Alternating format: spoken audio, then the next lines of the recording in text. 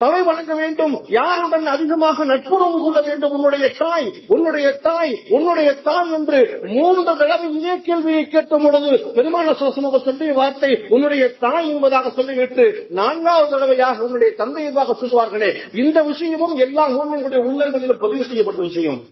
இதனால்தான் இஸ்லாத்தினுடைய சமுதாய மக்களுக்கு மத்தியில எத்தீம்கானாக்கள் நிறைய இருக்கும். எத்தீம்கானாக்கள் அனாதை விடுதிகள் அல்லது புத்தி சுவாதீனம் இல்லாதவர்களுடைய காப்பகம் நிறைய இருக்கும். ஆனால் முதியோர் காப்பகம் அப்படின்னு சொல்லிட்டு இஸ்லாத்துல இல்லை. இஸ்லாத்துல எங்கேயுமே என்ன செய்யல, எத்தீம்கானாக்கள் உண்டு, புத்தி சுவாதீனம் இல்லாதவர்களுடைய காப்பகங்கள் உண்டு. ஆனால் முதியோர் காப்பம் என்று எதுவுமே என்று சொல்லி இல்லை. ஏன் அப்படின்னா எல்லாருடைய உள்ளத்திலும் பெற்றோர்களுடைய அந்தஸ்தை விலக்கி வைத்திருக்கின்றார்கள். ஆனால்